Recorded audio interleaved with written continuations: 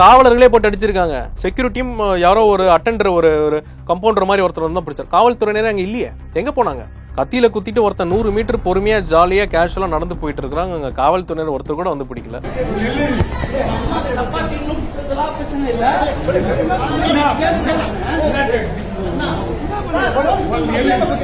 தமிழகத்துல இது போன்ற ஒரு விஷயம், அதுவும் சென்னை போன்ற தலைநகரத்துல நடக்கிறது வந்து ரொம்ப டாக்டர்கள் மத்தியிலும் மருத்துவர்கள் சங்கம் மத்தியிலுமே இது வந்து பெரிய அதிர்வலைகளையும் ஒரு பாதுகாப்பு இல்லாத தன்மையை வந்து உணர்த்துதுங்க.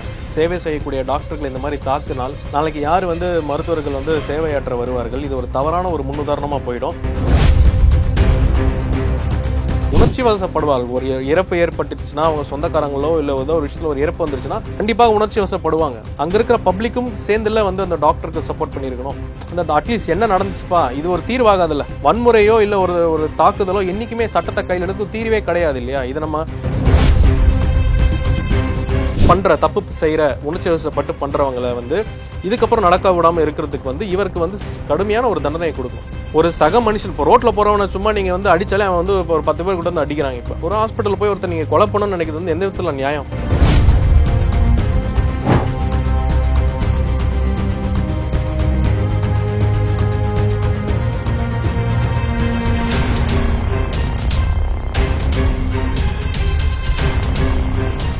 ரியல் ஒன் நேயர்களுக்கு வணக்கம். இன்றைய நேர்காணலுக்காக நம்முடன் இணைகிறார் அரசியல் விமர்சகர் திரு டாக்டர் கார்த்திகேயன் அவர்கள். வணக்கம் சார். வணக்கம். வணக்கம் சார். கலைஞர் நூற்றாண்டு மருத்துவமனையில் பார்த்தீங்கன்னா இன்னைக்கு காலையிலேயே ஒரு மருத்துவர் பாலாஜி என்கிற மருத்துவரை விக்னேஷ் என்ற பையன் வந்து சரமாரியாக கத்தியால் தாக்கியிருக்காரு.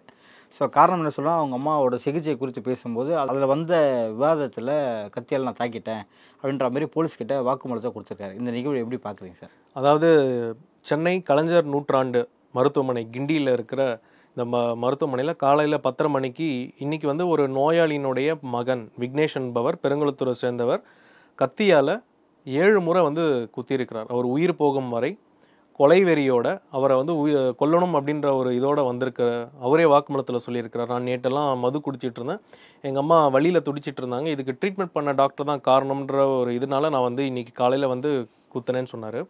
இது வந்து ரொம்ப ஒரு பயங்கரமான ஒரு ஏற்றுக்கொள்ள முடியாத ஒரு வருத்தம் அளிக்கிற ஒரு விஷயம். மருத்துவர்களுக்கு பாதுகாப்பு இல்லை அப்படின்றது வந்து நாடு முழுக்கவே நிறைய போயிட்டு இருக்குது. நம்ம இது யூஸ்வலாக உத்தரப்பிரதேஷ் வட மாநிலங்களில் வெஸ்ட் பெங்கால் அஸ்ஸாமில் தான் நடந்துட்டு இருந்துச்சு. தமிழகத்தில் இது போன்ற ஒரு விஷயம், அதுவும் சென்னை போன்ற தலைநகரத்தில் நடக்கிறது வந்து ரொம்ப டாக்டர்கள் மத்தியிலையும் மருத்துவர்கள் சங்கம் மத்தியிலுமே இது வந்து பெரிய அதிர்வலைகளையும் ஒரு பாதுகாப்பு இல்லாத தன்மையை வந்து உணர்த்துதுங்க. இது வந்து கண்டிப்பாக தவிர்க்கப்பட வேண்டும். சட்டத்தை தன் கையில் எடுத்து இந்த மாதிரி நோயாளிகளோட அட்டெண்டரும் இந்த மாதிரி டாக்டர்களை வந்து சேவை செய்யக்கூடிய டாக்டர்களை இந்த மாதிரி தாக்குனால் நாளைக்கு யார் வந்து மருத்துவர்கள் வந்து சேவையாற்ற வருவார்கள்? இது ஒரு தவறான ஒரு முன்னுதாரணமாக போயிடும். அதே நேரத்தில் டாக்டர்கள் கொரோனா டைமில் கடவுள் மாதிரி தேவ தூதர்கள், நீங்கள் தான் உயிரை காப்பாற்றுனீங்க அப்படின்னு என்னென்னவோ வந்து மெசேஜஸ்ல இருந்து சொன்னாங்க. ஆனால் நீங்கள் யோசிச்சு பாருங்க, கொரோனா காலகட்டத்தில் தமிழ்நாட்டில் மட்டும் 154 டாக்டருங்கள் வந்து கொரோனாவில் வேலை பார்த்து கொரோனா வந்து இறந்து போயிருக்காங்க. இந்தியா முழுக்க கிட்டத்தட்ட 1631 பேர் கொரோனாவில் வேலை பார்த்ததுனால கொரோனா வந்து இறந்து போயிருக்கிறாங்க. ஸோ இதுவுமே வந்து ஒரு உயிர் தியாகம் பண்ணி தான் மக்களுக்கு சேவை பண்ணியிருக்கோம். இந்தியா போன்ற ஒரு இவ்வளோ பெரிய ஒரு பாப்புலேஷன் இருக்கிற ஒரு கண்ட்ரியில் கொரோனா இப்போ இருக்குதா? எவ்வளோ உயிர்களை நம்ம காப்பாற்றி இருக்கிறோம்? இதையெல்லாம் பொதுமக்கள் கொஞ்சம் நினைத்து பார்க்க வேண்டும். அதே நேரத்தில் டாக்டர்களுடைய பாதுகாப்பை இன்னும் கொஞ்சம் வலுப்படுத்தணும் அப்படின்றது அரசாங்கத்தினுடைய ஒரு கடமை. அதே நேரத்தில் சமுதாயத்தினுடைய ஒரு கடமையும் கூட. இந்த வீடியோ நான் பார்த்தேன் காலையில். அதில் வந்து பார்த்தீங்கன்னா நிறைய எந்த பப்ளிக்கோ இல்லை ஒரு அங்கே இருக்கிற செக்யூரிட்டிங்க கூட யாருமே வந்து தடுக்கலை. அந்த குத்தின அந்த ஒரு கொலையாளியானவர் வந்து அவர் பாட்டு ரொம்ப கேஷுவலாக நடந்து போயிட்டு இருக்கிறார். அதெல்லாம் பார்க்கும்போது மனிதநேயமே இல்லையா, மனிதநேயம் எங்கே போயிடுச்சு தமிழ்நாட்டில் அப்படின்ற மாதிரி டாக்டர்கள் மத்தியில் மனக்குமுறல தாங்க இருக்குது. லாஸ்ட்டாக பார்த்தீங்கன்னா ஆர்ஜிகர் ஹாஸ்பிட்டலில் ஒரு பயிற்சி மருத்துவர் ரேப் பண்ணி கொலை செய்யப்பட்டதை நம்ம பார்த்தோம். ஸோ அதுக்கு அடுத்த மாவட்டங்களில் பார்த்தீங்கன்னா இந்த விஷயம் நடந்ததுக்கு அப்புறமா அடுத்தடுத்த மாவட்டங்களில் ஏன் ஒரு அவேர்னஸ் எந்த அரசுக்கும் இல்லை சார்? அதாவது இது இப்போ நடந்த அந்த கொல்கட்டா ஆர்ஜிகரம் பற்றி மட்டும்தான் நம்ம இப்போ பேசுகிறோம். ஆனால் நேயர்களுக்கும் சக மருத்துவர்களுக்கும் மீடியாவுக்கும் நான் இன்னொரு விஷயத்தையும் ஞாபகப்படுத்த விரும்புகிறேன். அதாவது செப்டம்பர் 1, 2019 அஸ்ஸாமில் தேவன் டட்டா அப்படின்னு சொல்லி ஒரு 73 வயசு டாக்டர், அங்கே இருக்கிற ஒரு அரசு டீ எஸ்டேட்டில் அவர் வந்து மருத்துவராக இருந்திருக்கிறார். ஏதோ ஒரு அங்கே வேலை செய்கிற ஒரு ஆள் வந்து பாம்பு கடித்தோ ஏதோ ஒரு ஹார்ட் அட்டாக் வந்து இறந்து போயிருக்கிறார். அங்கிருந்த அந்த மருத்துவமனையில் இருந்தவர்கள் வந்து அந்த டாக்டர் அடிச்சே சாகடிச்சிட்டாங்க, இறந்தே போயிட்டார். 73 வயசு அவர். தான் ரிட்டையர் ஆனதுக்கப்புறமும் எக்ஸ்டென்ஷன் வாங்கி மக்களுக்கு சேவை செய்யக்கூடிய ஒரு டாக்டர் வந்து அடித்து கொண்டுட்டாங்க அங்கே இருந்த மக்கள். அடுத்தது ஜூன் மாதம் 2ஆம் தேதி 2021 சூயிஜ் குமார் சேனாபதி அப்படின்றவர் ஹுஜாய் டிஸ்ட்ரிக்ட் அசாம்.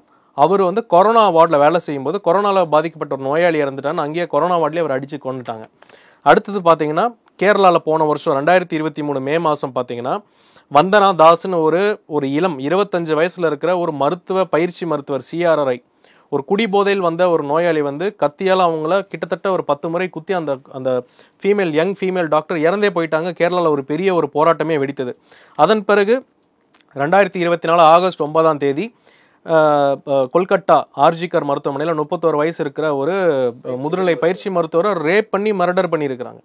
அதுக்கு அடுத்ததாக பார்த்தீங்கன்னா 2024 ஆகஸ்ட் 21 அலகாபாத் மெடிக்கல் காலேஜில் ஒரு சீனியர் மோஸ்ட் ஒரு ஃபிசிஷியனை அங்கே இருக்கிற அட்டண்டர்கள் அடித்து அவருக்கு வந்து இடது கண் லெஃப்ட் ஐயில் அவருக்கு கண் பார்வையே போயிடுச்சு. அதுக்கப்புறமா இந்த விஷயம் வந்து நம்ம தமிழகத்திலே நடக்குது. இவ்வளோ நாளாக வெளி மாநிலங்களில் நடந்த ஒரு விஷயம் நம்ம தமிழ்நாட்டில் கத்தி குத்துன்றது வந்து ஏற்றுக்கொள்ள முடியாதது. இதில் என்னன்னா நீங்கள் நல்லா யோசிச்சு பாருங்கள், எல்லா ஒரு குடும்பத்திலையோ இல்லை உங்கள் தூரத்து சொந்தத்திலையோ உங்கள் எக்ஸ்டெண்டட் ஃபேமிலியுமோ யாராவது ஒருத்தர் வந்து ஒரு சுகாதார ஊழியராக இருப்பாங்கல்ல, ஒரு நர்ஸாவோ இல்லை ஒரு ஃபிசியோதெரப்பி டாக்டராவோ பல் டாக்டராவோ இல்லை ஒரு ஒரு டாக்டராவோ இருப்பாங்க இல்லையா. ஸோ அவங்களுக்கு இது போன்ற ஒரு நிகழ்வு ஏற்பட்டால் நம்ம தாங்கிக் கொள்வோமா? இன்னொரு விஷயம் பொதுமக்கள் கிட்ட நான் வைக்கிற கேள்வி என்னென்றால், ஒரு மருத்துவரை நீங்கள் கடவுளாக பார்க்க வேண்டாம், சக மனிதனாக நீங்கள் பாருங்கள், மனித நேயத்தோடு பாருங்கள். அவர் தவறே செய்திருந்தாலுமே நீங்கள் என்ன பண்ணியிருக்கணும்? அதுக்கு முறையான ஒரு புகாரையோ இல்லை ஏன் வந்ததுங்கன்னு நீங்கள் அவர்கிட்டே கேட்கலாமே. எதுக்கு சட்டத்தை நம்ம கையில் எடுத்து வன்முறையை கையில் எடுத்து அவர் உயிர் போகிற அளவுக்கு கொள்ளணுன்ற அவசியம் என்ன? யாராவது தெரிந்தே வந்து ஒரு நோயாளியை வந்து சாகடிக்கணும், அவங்க வந்து காம்ப்ளிகேஷன் வரணும், சைடு எஃபெக்ட் வரணும்னு நினைப்பாங்களா? இப்போ இந்த நோயாளி பாருங்கள், காஞ்சனான்றவங்க 65-70 வயசு இருக்கிறவங்க, stage 4 stage 5 end stage cancer. அவங்களுக்கு வந்து கீமோதெரப்பி 6 சைக்கிள் கொடுத்துருக்குறாங்க. உங்களுக்கு தெரியும், கேன்சருக்கான மருந்து கொடுத்தால் காம்ப்ளிகேஷன் யாராக இருந்தாலும் முடி கொட்டுதல் வரும், எலும்பு மஞ்சள் வந்து ட்ரை ஆகிடும், லூஸ் மோஷன் போன்ற இது வரும். கேன்சரில் எவ்வளோ ஒரு வலி வரும்ன்றது எல்லாருக்குமே தெரியும். டாக்டர்கள் உங்களுக்கு முயற்சி பண்ணி நல்லது பண்ணணும்னு தான் நினைப்பாங்க. எல்லா டாக்டருமே முடிந்தவரை அனைவருக்குமே சமமான ஒரு ஃபுல் பொட்டன்ஷியல் ட்ரீட்மெண்ட் கொடுக்க தான் நினைப்பாங்க. யாராவது வேணும்ட்டே செய்வாங்களா? இதெல்லாம் கொஞ்சம் மக்கள் யோசிச்சு பார்க்கணும். இன்னொன்று, உணர்ச்சி வசப்படுவார்கள். ஒரு இறப்பு ஏற்பட்டுச்சுன்னா அவங்க சொந்தக்காரங்களோ இல்லை ஏதோ ஒரு விஷயத்தில் ஒரு இறப்பு வந்துருச்சுன்னா கண்டிப்பாக உணர்ச்சி வசப்படுவாங்க. அங்கே இருக்கிற பப்ளிக்கும் சேர்ந்துல வந்து அந்த டாக்டருக்கு சப்போர்ட் பண்ணியிருக்கணும். அந்த அட்லீஸ்ட் என்ன நடந்துச்சுப்பா, இது ஒரு தீர்வாகாதுல்ல, வன்முறையோ இல்லை ஒரு தாக்குதலோ என்றைக்குமே சட்டத்தை கையில் எடுத்து தீர்வே கிடையாது இல்லையா. இதை வந்து நம்ம வந்து மக்களுக்கும் இந்த புரிய வைக்கணும். இந்த மக்களுக்கு இந்த மாதிரி டாக்டருங்களுக்கும் பேசணும் ஒரு சண்டைகளில் இந்த மீடியாக்களுக்குமே பெரிய பொறுப்புக்கு. டிவி நியூஸ் சேனல் மீடியாக்கள் வந்து எல்லாருமே எல்லா டாக்டருமே கொள்ளையடிக்கிற நோக்கத்தில் தான் இருக்கிறாங்க அப்படின்னு சொல்கிறது வந்து தவறுங்க. ஒரு சில டாக்டர்கள் தவறு செய்கிறாங்க அப்படின்றதுனால எல்லா டாக்டருமே நீங்கள் 19 அந்த மாதிரி பார்க்குறது வந்து புதுசாக படிச்சுட்டு வரணும்னு நினைக்கிற டாக்டருங்களுக்கு வந்து இது வந்து ஒரு டிமோட்டிவேட் ஆகும். அதுக்கப்புறம் யார் வந்து ஒரு ரிஸ்க் எடுத்து சேவை செய்ய போவாங்க சொல்லுங்கள்? உயிருக்கு பயந்து எல்லா டாக்டரும் கொரோனாவில் வேலை செய்யலை அப்படின்னா எவ்வளோ நம்மளுக்கு உயிரிழப்பு வந்திருக்கும் இல்லையா? அதெல்லாம் நம்ம நினச்சி பார்க்கணுங்க. ஒரு நாளைக்கு வந்து 1000க்கும் மேற்பட்ட நோயாளிகளும் அது கூட வர அட்டெண்டர்களும் வருதுன்னா ஒரு ஹாஸ்பிட்டலுக்கு அதிக அளவில் வருவாங்க. ஸோ இவ்வளோ பேர் வர இடத்துல வந்து ஒரு போலீஸ் பாதுகாப்பு கொடுப்பது ஒரு சாத்தியமா சார்? ஒவ்வொரு மருத்துவருக்கும் சொல்கிறேன். அதாவது ஒரு தமிழ்நாட்டின் தலைநகரம் சென்னையில் இருக்கிற ஒரு அரசு மருத்துவமனையிலே இந்த நிலைமைன்னா, ஒரு தனியார் மருத்துவமனையோ இல்லை ஒரு டாக்டர் தனியாக ஒரு கிளினிக் வச்சு நடத்திட்டு இருக்கிறாரோ, இல்லை நீங்கள் வந்து தூத்துக்குடி, திருநெல்வேலி, இல்லை திருப்பத்தூர், ராணிப்பேட்டை, இந்த மாதிரி சேலம், தருமபுரி, இந்த மாதிரி பெரிஃபெரியா இருக்கிற மாவட்டங்களில் என்ன நிலைமை இருக்கும்? இல்லை, ஒவ்வொருத்தரையும் தனித்தனியாக செக் பண்ணி அனுப்புறதுக்கான சோர்ஸ் இல்லை. இதுக்கான ஒரு சொல்யூஷன் என்ன? இந்த பிரச்சனையை நம்ம எப்படி சரி பண்ணலாம், எப்படி இதை வந்து தடுக்கலாம்? அதாவது நோய் வர்றதுக்கு முன்னாடியே வருமுன் காக்கணும் அப்படின்னு மருத்துவர்களுக்கு அரசாங்கம் வந்து நிறைய வருமுன் காப்போம், நோயை தடுப்போம் நம்ம பேசுகிறோம் இல்லையா. இந்த வன்முறைகளை தடுக்கிறதுக்கு என்ன முன்னெச்சரிக்கை தேவை அப்படின்றத வந்து அரசாங்கமும் செஞ்சு கொடுக்கணும் மருத்துவத்துறைக்கும் மருத்துவ ஊழியர்களுக்கும். இதுக்கு என்ன சொல்யூஷன்? இப்போ சமீபமாக பார்த்தீங்கன்னா சுப்ரீம் கோர்ட் வந்து இந்த ஆர்ஜிகர் மருத்துவமனையில் அந்த டாக்டர் பெண் மருத்துவர் ரேப் அண்ட் மர்டர் கேஸில் சூமுட்டாவாக ஒரு கேஸை எடுத்து சுப்ரீம் கோர்ட்டே நடத்தி அதில் வந்து நேஷனல் மெடிக்கல் கமிஷனுக்கும் எல்லா மாநில ஹெல்த் செக்ரட்டரிகளுக்கும் ஒரு பரிந்துரை பண்ணியிருக்கிறாங்க. அந்த பரிந்துரையை இம்ப்ளிமெண்ட் பண்ணியிருந்தால் இது போன்ற விஷயத்தை தடுத்திருக்கலாம். அந்த பரிந்துரைகளில் என்ன சொல்கிறாங்க அப்படின்னா, இதில் என்னுடைய ஒரு சொந்த கருத்தை நான் சொல்கிறேன். முதல்ல airport, bus stand, railway station metal detector மாதிரி வச்சு தான் எல்லாரையும் உள்ளே அனுப்பணும். இப்போ அவன் வந்து இந்த கொலையாளி பார்த்தீங்கன்னா கத்தி எடுத்துகிட்டு வந்திருக்காப்புல. ஸோ அது எப்படி நம்ம ஒரு மருத்துவமனையில் அலோவ் பண்ண முடியும்? இல்லை வேற ஒரு பிடிக்காத ஒரு வேண்டாத ஒருத்தர் இருக்கிற அவரை குத்திட்டு அவன் ஓடி போயிட்டான்னு என்ன பண்ண முடியும்? ஸோ இந்த மருத்துவமனைக்கு வரும்போது இந்த மெட்டல் டிடெக்டர் வச்சு இந்த துப்பாக்கி இருக்குதா, ஆயுதங்கள் இருக்குதா, கூர்மையான வெப்பன்ஸ் இருக்குதான்றதை முதலே நம்ம செக் பண்ணி அவங்க வந்து டீடைன் பண்ணிடணும் முதல். ரெண்டாவது, நோயாளிகள் கூட வர அட்டண்டர்ஸ். எல்லா மருத்துவமனைகளையுமே அரசு மற்றும் தனியார் மருத்துவமனைகளில் ஒரு பேஷண்ட்னா 10 பேர் வருவாங்க அட்டண்டர்ஸ். சில நேரங்கள்லாம் பார்த்தோன்னா கிராமமே ஒரு 100-150 பேர் வந்து நிற்பாங்க ஏதாவது ஒரு பிரச்சனை என்றால். ஸோ மருத்துவமனைக்கு உள்ள அனுமதிக்கிறத வந்து அரசாங்கம் கரெக்டான ஒரு செக்யூரிட்டி பர்சனல், கரெக்டான அதுக்கான ஒரு செக்யூரிட்டியை போட்டு ஒருத்தர் அந்த விசிட்டர் பாஸ் வச்சிருக்கிறவங்க தான் அலோவ் பண்ணணும். ஒருவேளை சொந்தக்காரங்க வந்து பார்க்கணும்னா விசிட்டிங் ஹவர்ஸ்னு ஒன்று காலையில் ஒரு மணி நேரமும் சாயந்தரம் ஒரு மணி நேரம் எல்லா ஹாஸ்பிட்டலும் இருக்குது. இதை வந்து ஃபாலோ பண்ணுறதில்ல. அதிகப்படியான 100 பேர் 150 பேர் ஒரு வார்டில் இருந்தாங்கன்னா கூட்ட நெரிசல் ஏற்படும், யார் என்ன ஏதுன்னே தெரியாது. இது ரெண்டாவது விஷயம். மூன்றாவது விஷயம், சிசிடிவி கேமராக்கள் வந்து அனைத்து இடங்கள்லையுமே மருத்துவமனைகளில் இருக்கணுன்றது வந்து சுப்ரீம் கோர்ட் கைட்லைன் சொல்லியிருக்காங்க. டாக்டர்களுடைய கன்சல்டேஷன் ரூமுக்கு வெளியில், டாக்டர்கள் தங்குற இடங்களில், முக்கியமான வார்டுகளில், ஸோ அந்த வரண்டா பேமெண்ட் பாத்துலலாம் வைக்கணும்னு சொல்லி இருக்குது. நிறைய இடங்களில் சிசிடிவி கேமராக்கள் இருக்கிறதில்லை, இருந்தாலும் அது சரியாக வேலை செய்வதில்லை.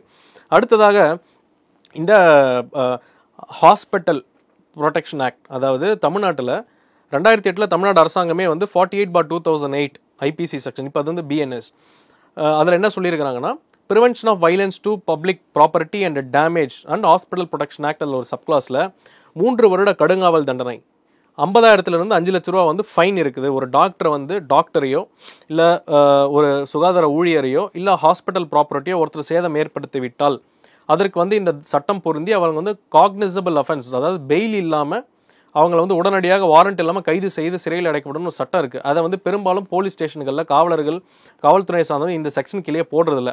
சும்மா ஒரு அசால்ட்டு, ஒரு நியூசன்ஸ் கேஸோ அந்த மாதிரி போட்டுட்டு விட்டுறாங்க. இதுவுமே வந்து நம்ம மாற்றணும். மருத்துவமனை ஃபுல்லாவுமே இந்த ஹாஸ்பிட்டல் ப்ரொடெக்ஷன்னா வந்து சட்டங்கள் என்ன சொல்லுது, என்ன தண்டனைகள் இருக்குன்றதை சொல்லணும். நீங்கள் சிசிடிவி கேமராவால் கண்காணிக்கப்படுகிறீர்கள்ன்ற ஒரு ஸ்டிக்கர்கள் இருந்ததுன்னா கொஞ்சம் பேருக்கு ஒரு பயம் வரும். அடுத்ததாக இந்த மாதிரி தப்பு செய்கிற உணர்ச்சி வசப்பட்டு பண்ணுறவங்களை வந்து இதுக்கப்புறம் நடக்க விடாமல் இருக்கிறதுக்கு வந்து இவருக்கு வந்து கடுமையான ஒரு தண்டனையை கொடுக்கணும். ஒரு சக மனுஷன் இப்போ ரோட்டில் போகிறவனை சும்மா நீங்கள் வந்து அடித்தாலே அவன் வந்து இப்போ ஒரு 10 பேர் கூட வந்து அடிக்கிறாங்க. இப்போ ஒரு ஹாஸ்பிட்டலில் போய் ஒருத்தர் நீங்கள் கொலை பண்ணணும்னு நினைக்கிறது வந்து எந்த விதத்தில் நியாயம்? டாக்டர்கள் வந்து தவறே செய்ய மாட்டாங்க நான் சொல்லுவேன். ஒரு சில 1-2 நபர் பண்ணுறதை வச்சு நம்ம எல்லா டாக்டர்களுமே இப்படி தான் அப்படின்றது வந்து நம்ம அந்த மனப்பான்மையை விட்டுறணும். உங்கள் வீட்லேயும் நாளைக்கு ஒரு டாக்டர் படிக்க வருவாங்க, என் பையன் டாக்டர் ஆகணும் அப்படின்ட்டு தான் ஃபஸ்ட்டு டாக்டர் ஆகணும், இன்ஜினியர் ஆகணும், வக்கீல் ஆகணும் தான் எல்லாமே சொல்லுவாங்க. உங்கள் வீட்டிலும் ஒரு டாக்டர்கள் வந்தால் அவங்களுக்கு இதே நிலைமை தான் வருது. ஸோ அதனால் இந்த மாதிரி தவறு செய்கிறவர்களுக்கு கடுமையான தண்டனை கொடுக்கணும். இதெல்லாம் சுப்ரீம் கோர்ட் சொல்லியிருக்கிறாங்க. என்னுடைய ஒரு பர்சனலான ஒரு கருத்து என்னென்னா, இந்த மாதிரி குடித்துவிட்டு இப்போ இந்த நபர் நேற்று மதுபானம் குடித்துவிட்டு அந்த மது போதையில் தான் இன்னும் இருந்திருப்பார். ஸோ இந்த மாதிரி மது குடித்துவிட்டு வரவங்களை விடவே கூடாது ஹாஸ்பிட்டல் உள்ள. நோயாளிகளாக இருந்தால் மட்டும் இந்த மாதிரி மது குடித்துட்டு வந்து டாக்டர்களையோ இவங்களையோ உயிருக்கு அச்சுறுத்தல் ஏற்படுற மாதிரி ஓபி சீட் வாங்கிட்டு தான் உள்ளே வந்திருக்காரு. ஓபி சீட்டில் நீங்கள் கூட்டமாக இருக்குங்க கவர்மெண்ட் ஹாஸ்பிட்டலில், இவங்களுக்குமே ஒரு 2 வேளை இடைவேளை இருக்கும். மது போதையில் இருந்தவங்கள நம்மளுக்கு வந்து எல்லாருமே நம்ம போயிட்டு டெஸ்ட் பண்ணிக்கிட்டு இருக்க முடியாதுங்க. அவங்க நோயாளி என்ன இதுக்கு வந்திருக்காங்க, இந்த மாதிரி போலியாகவும் வராங்க. ரெண்டாவது இவர் ஆல்ரெடி 6 கீமோதெரப்பி சைக்கிள் இதே ஹாஸ்பிட்டலில் பண்ணியிருக்கிறதுனால அவங்க அம்மாவை கூட்டிகிட்டு வந்து ஏற்கனவே பழைய மெடிக்கல் ரெக்கார்ட்ஸ் இருக்கும், அதை காமிச்சாலே அவங்க வந்து ஓபி சீட்டு போட்டிருப்பாங்க, இல்லை பழசே சீட்டை கூட எடுத்துகிட்டு வந்து காமிச்சிருப்பாங்க. இந்த மாதிரி மது போதையிலிருந்து வரவங்களுக்கு அரசாங்கத்தில் இலவச ட்ரீட்மெண்ட்டோ, இலவச ஆம்புலன்ஸோ, இலவச மருந்தையோ தடை பண்ணணும் அரசாங்கம். அப்போ தான் தாக்கணுன்ற ஒரு எண்ணம் வராது. உங்களுக்கு ஒரு வேளை சரியான முறையில் ட்ரீட்மெண்ட் கிடைக்கலன்னா நீங்கள் ப்ராப்பராக நம்ம மெடிக்கல் போர்டில் போய் கம்ப்ளைண்ட் பண்ணலாம், மெடிக்கல் கவுன்சிலில் கம்ப்ளைண்ட் பண்ணலாம். அந்த ஹாஸ்பிட்டலில் இருக்கிற ஆர்எம்ஓ, டீன் இந்த மாதிரி தானே பண்ணணும். எடுத்த உடனே நம்ம போயிட்டு ஒருத்தரை வந்து அடிதடி வன்முறை கையில் எடுக்கிறது வந்து நியாயமாகாது, அதெல்லாம் தவிர்க்கப்படணும். இதில் பார்த்தீங்கன்னா மருத்துவர் சங்கங்கள் வந்து என்ன சொல்லியிருக்காங்கன்னா, மருத்துவர்களுக்கு துப்பாக்கி அந்த போலீஸ் பாதுகாப்பு தேவை அப்படின்னு சொல்லியிருக்காங்க. கமிஷனர் அருண் அவர்கள் என்ன சொல்லியிருக்காங்கன்னா, எல்லா மருத்துவமனைகளிலும் போலீஸ் பூத்து தான் இருக்கும், சென்னையில் இருக்க முக்கிய மருத்துவமனைகளில் போலீஸ் ஸ்டேஷனே அவங்க அமைச்சு கொடுத்துருக்கோம், ஸோ இன்ஸ்பெக்டர்லேருந்து எல்லாருமே தான் இருப்பாங்க அப்படின்னு சொல்லியிருக்காரு. இது எப்படி பார்க்க? அப்புறம் ஏன் நடக்குது? போலீஸ் பூத்து தான் இருக்கும் மற்ற இடத்துல, இங்கே போலீஸ் ஸ்டேஷனே பாதுகாப்பு ஏன் நடக்குது? போலீஸ் இருந்தால் ஒரு பயம் இருக்கணும்ல, ஏன் நடக்குது? இதை நான் வந்து அரசு மருத்துவமனையில் இருந்திருக்கேன். அதாவது இந்த போலீஸ் பூத், அதாவது சென்னை போன்ற இடங்களில் போலீஸ் ஸ்டேஷனாகவே வச்சிருக்காங்க. இப்போ செங்கல்பட்டு, திருவண்ணாமலை, விழுப்புரம் பார்த்தீங்கன்னா போலீஸ் அவுட் போஸ்ட், போலீஸ் ஓபின்னு தான் வச்சிருப்பாங்க. அங்கே 2 காவலர்கள் இருப்பாங்க. அவங்களும் பார்த்தீங்கன்னா உடல் வலிமை இல்லாத வயசானவங்க தான், சுகர் பேஷண்ட், எதுவும் இங்கே டென்ஷன் இல்லாத வேலைன்னு சொல்லி அந்த இடம் போஸ்டிங் வாங்கிட்டு வந்துடுவாங்க. செங்கல்பட்டில் ஒரு எஸ்ஐயே போட்டு அடிச்சிருக்காங்க, அது உங்களுக்கு தெரியுமா? நான் அதுக்கு அப்போ காலேஜ் கவுன்சில் ஸ்டூடெண்ட் சரமனாக இருக்கும்போது நான் போராட்டம் எடுத்து அந்த எஸ்ஐக்கும் சேர்த்து நான் தான் நியாயம் வாங்கி கொடுத்தேன். காவலர்களே போட்டு அடிச்சிருக்காங்க. ஸோ என்ன பண்ணணும், அது வந்து ஆக்டிவான ஒரு போலீஸ் ஸ்டேஷனாவோ போலீஸ் பூத்தாவோ இல்லை. இதுதான் காவல்துறைக்கு ஒரு மருத்துவராக நான் சொல்கிறேன். என்ன பண்ணணும்னா, ஒரு 10 இல்லை 20 காவலர்கள், அதாவது எவ்வளவு பேஷண்ட்ஸ் ஓபி பேஷண்ட்ஸ் வராங்களோ அந்த சதவீதத்துக்கு ஏற்ற மாதிரி நீங்கள் போடணும். 10,000 பேர் வர ஒரு ஹாஸ்பிட்டலில் நீ 2 பேர் போட்டிங்கன்னா எப்படிங்க பத்தோம்? 10,000 பேர் வராங்கன்னா 100 போலீஸ் இருக்கணும். ஸோ காவல்துறையினர்கள் நல்ல ஃபிசிக்கலி ஃபிட்டாக இருக்கிற காவல்துறையினர்களை வைக்கணும். ரெண்டாவது, அவங்க போலீஸ் பூத்துலேயே போய் உட்காந்துக்கிறாங்க, ரவுண்ட்ஸ் வரணும். ஐசியூவில் ஒரு 2-3 மணி நேரத்துக்கு வந்து இந்த பீட் போலீஸ்க்கெல்லாம் பார்த்தீங்கன்னா நைட்டில் ரவுண்ட் சுற்றிக்கிட்டே இருப்பாங்க. அந்த மாதிரி இவர்கள் வந்து ஒரு ஹாஸ்பிட்டல் ஃப்ளோர்கள், வார்டுகள், முக்கியமான சென்சிட்டிவான இருக்கிற ஜோன், எமர்ஜென்சி வார்டு, கேஷுவாலிட்டி, இந்த இடங்களில் ரவுண்ட்ஸ் வரணும். ஆனால் கேஷுவாலிட்டியில் மட்டும்தான் வருவாங்க போலீஸ். என்ன பண்ணுவாங்கன்னா, ஒரு நோட்டு மட்டும் எடுத்துகிட்டு, என்னப்பா எங்கப்பா ஆச்சு, ஸ்ரீபெரும்புதூரில் இந்த இடத்துல ஆக்சிடென்ட் ஆச்சு அப்படின்னு சொல்லிட்டு வாக்கி டாக்கியில் இன்ஃபார்ம் பண்ணிடுவாங்க, அவ்வளோதான். அப்புறம் ஏஆர் நம்பர் எழுதிப்பாங்க. ஸ்டேஷன்லேருந்து இன்வெஸ்டிகேஷன் ஆஃபீஸர் வந்து தான் அவர் வந்து அந்த ஒரு ரிப்போர்ட்டோ கம்ப்ளைண்ட்டோ வாங்குவாங்க. அதனால் காவல்துறை இன்னும் கொஞ்சம் கவனத்தோடவும் இன்னும் கொஞ்சம் நிறைய மேன் பவர் இன்க்ரீஸ் பண்ணும். துப்பாக்கி ஏந்த போலீஸார் வந்து எந்த தனிப்பட்ட நபர் டாக்டருக்குலாம் வாய்ப்பே கிடையாது. அது பாசிபிலிட்டி இல்லை. அது வந்து நம்ம practically not at all possible. என்ன பண்ணலான்னா, இருக்கிற காவல்துறை இன்னும் கொஞ்சம் விஜிலண்ட்டாக இருக்கலாம், இன்னும் கொஞ்சம் கண்காணிப்புகளும் அவங்க ரவுண்ட்ஸுகளை தீவிரப்படுத்தலாம். இது போன்ற விஷயங்கள் தடுக்கப்படும். இப்போ இந்த இடத்துல சொன்னார் இல்லையா, கலைஞர் நூற்றாண்டு ஹாஸ்பிட்டல், அவரை பிடிச்சது யார் தெரியுங்களா? செக்யூரிட்டியும் யாரோ ஒரு அட்டெண்டர், ஒரு கம்பவுண்டர் மாதிரி ஒருத்தர் வந்து தான் பிடிச்சார். காவல்துறையினரே அங்கே இல்லையே, எங்கே போனாங்க? கத்தியில குத்திட்டு ஒருத்தர் 100 மீட்டர் பொறுமையாக ஜாலியாக கேஷுவலாக நடந்து போயிட்டு இருக்கிறாங்க. அங்கே காவல்துறையினர் ஒருத்தர் கூட வந்து பிடிக்கல. பொதுமக்கள் பிடிச்சதுக்கப்புறம் படத்தில் காமிக்கிற மாதிரி கடைசியாக வந்து பிடிச்சி கேஸ் ஃபைல் பண்ணதுக்கு எது காவல்துறை? அதுக்கு எதுக்கு அந்த ஹாஸ்பிட்டலில் போலீஸ் ஸ்டேஷன்? மருத்துவர் பாலாஜியை தாக்க உடனே பார்த்தீங்கன்னா மருத்துவர் சங்கங்கள் வேலை நிறுத்தத்தை உடனே அறிவிச்சாங்க. இந்த அறிவிப்பை எப்படி பார்க்குறீங்க சார்? கண்டிப்பாங்க. இப்போது நம்ம ஒரு டீச்சருக்கு ஒரு பிரச்சனைனா ஆசிரியர்கள் சங்கம் போராடுறாங்க. டிரான்ஸ்போர்ட் டிரைவர்களை ஒருத்தர் வந்து ஒரு ரோட்டில் போகிற ஒரு பொதுமக்கள் அடிச்சாங்கன்னா டிரான்ஸ்போர்ட் டிரைவர்கள் அந்த இடத்துல பஸ்ஸை நிறுத்திட்டு போராடுறாங்க. எமர்ஜென்சி பொதுமக்களுக்கு இப்போ கூட நான் என்னுடைய கருத்துன்னா, பொதுமக்களுக்கும் எமர்ஜென்சி ஆப்ரேஷன் பண்ணுறது, எமர்ஜென்சி வார்டு, ப்ரெக்னென்ட் வார்டுகளில், டெலிவரி ஆகிற வார்டுகளில் பொதுமக்களுக்கு இடையூறு இல்லாமல் போராட்டம் பண்ணுறது என்னுடைய கோரிக்கை. இப்போ அந்த போராட்டமும் வாபஸ் வாங்கி விட்டதாக டிவிகளில் பார்க்குறோம். தலைமை செயலகத்தில் மீட்டிங் இருந்து 15 அம்ச கோரிக்கை வந்து அரசு மருத்துவர்கள் சங்கம் வச்சிருக்காங்கன்னு சொல்கிறாங்க. நடப்பு நிகழ்வுகள் குறித்து பல்வேறு கருத்தில் இப்போ மிக்க நன்றி சார். நன்றி சார், தேங்க்யூ.